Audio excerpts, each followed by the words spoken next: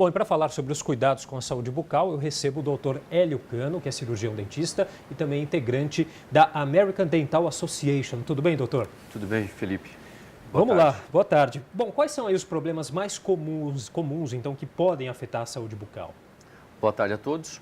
Os problemas mais comuns que afetam as pessoas são cárie, problemas de gengiva e dor de dente. Sim. Esses problemas muitas vezes acabam acontecendo pelo diagnóstico tardio. As pessoas costumam fazer um autodiagnóstico, onde quando não está doendo, as pessoas acham que está tudo bem. E nem sempre é assim.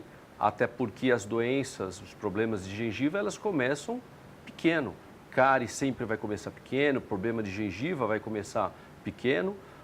E se for diagnosticado nessa fase, você realmente consegue um tratamento bem mais adequado, bem mais rápido, bem mais simples e de baixo custo. Quer dizer, o senhor está falando um pouquinho aí da importância, então, da prevenção, né? Às vezes o problema já está ali, não há ainda a dor, mas se a pessoa tiver feito esse trabalho preventivo, consegue com certeza ter uma recuperação mais efetiva, né? É isso aí. De que forma, né, esse descuido com a higiene bucal pode afetar também outros órgãos do nosso corpo humano, inclusive o coração, né?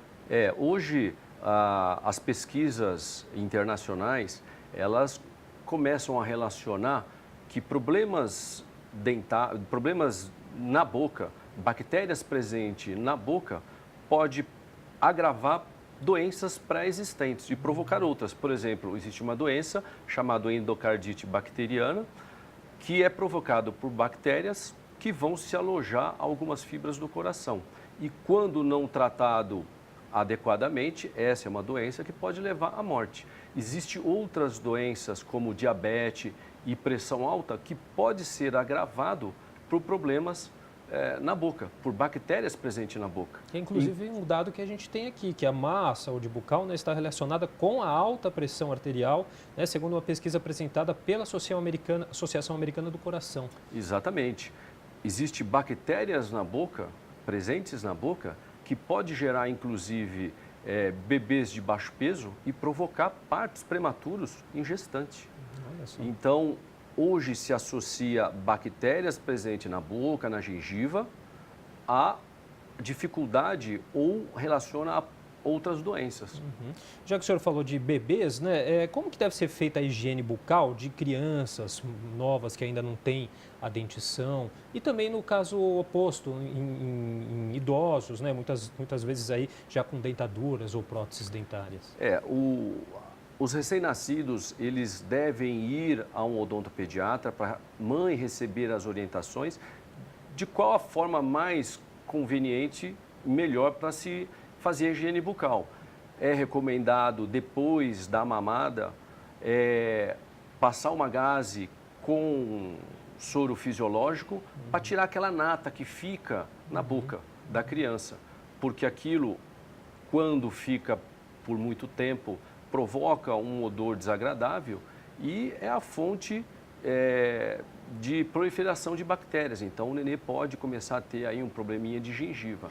Sempre que o dente da criança começar a nascer, deve-se levar ao dentista. Aí sim, para receber as orientações e técnicas de escovação da mãe para poder aplicar no filho. Os idosos também devem ter cuidados especiais? Os idosos também.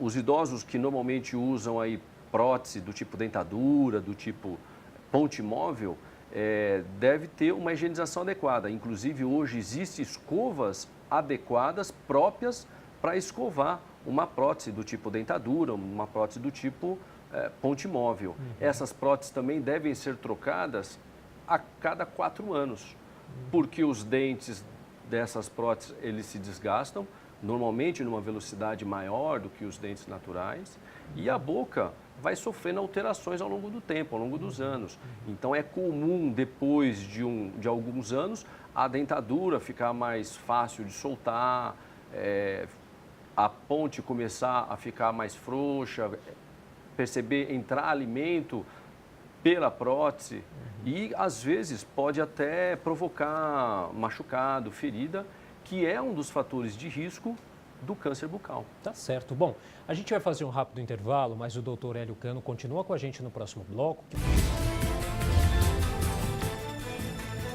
Estamos de volta com o Jornal da Câmara e eu continuo conversando com o cirurgião dentista Hélio Cano sobre o Dia Nacional da Saúde Bucal. O Hélio, quais são os principais fatores de risco para uma saúde bucal? Por exemplo, cigarro, talvez bebidas alcoólicas? Sim, o cigarro e bebidas alcoólicas são sempre fatores de risco e para outras doenças, como por exemplo o câncer bucal. Assim como a exposição ao sol, principalmente o câncer no lábio inferior, a maior causa é o cigarro e a exposição aos raios solares. Então, sempre é importante você se prevenir. Bom, já que o senhor falou do câncer de boca, né? Como que surge o câncer de boca? E também relacionado a essa questão, os fatores de risco são mesmo esses que a gente comentou, né? Os fatores de risco são esses, são lesões. O câncer é uma doença silenciosa, muitas vezes descoberto pelo paciente, feito o diagnóstico tardiamente, porque num primeiro momento não provoca dor. Acontece em regiões de difícil visualização pelo próprio paciente. Então pode ser desde uma lesão, um machucado, uma afta que não cicatriza em até 15 dias, mas pode ter outras formas, pode ser uma mancha ou um inchaço diferente. Então sempre é importante você ir ao dentista para ele poder fazer um diagnóstico e um melhor tratamento. É importante ter o hábito de ir ao dentista com frequência, pelo menos a cada 6 meses ou uma vez por ano.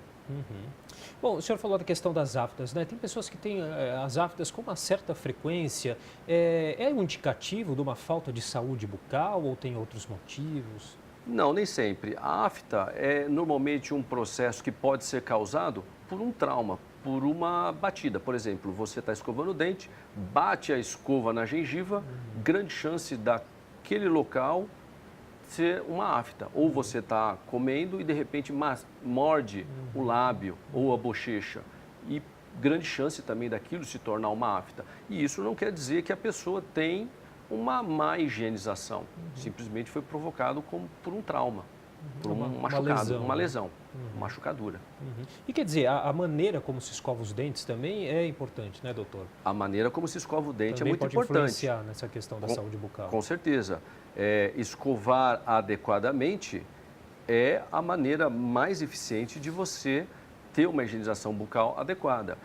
Normalmente, a gente indica sempre escovas macias, com cerdas macias, porque a cerda macia tem a capacidade de se deformar, de se flexionar e acompanhar a anatomia, o desenho do próprio dente, e sem fazer tanta pressão. Quando você usa uma escova inadequada, de cerdas mais duras, para a cerda se flexionar e acompanhar o próprio desenho do dente, você precisa colocar mais força. E normalmente você acaba também passando a escova na gengiva. Se essa escova for então dura, ela vai, ao invés de massagear a gengiva, vai começar a provocar um processo de retração. A gengiva vai começar a sair do lugar, ela vai começar a encolher e vai expor uma parte do dente, que é a raiz do dente, que gera normalmente bastante sensibilidade e esteticamente também compromete bastante. Doutor, é importante a gente falar todo ano sobre esse assunto, porque, não sei se é uma impressão minha, o brasileiro dá pouca atenção a essa questão da saúde bucal? Eu acredito que o brasileiro ele é muito preocupado com a estética, com a aparência, de uma forma geral. Acredito ainda que a informação talvez não atinja todas as pessoas da forma como deveria ser.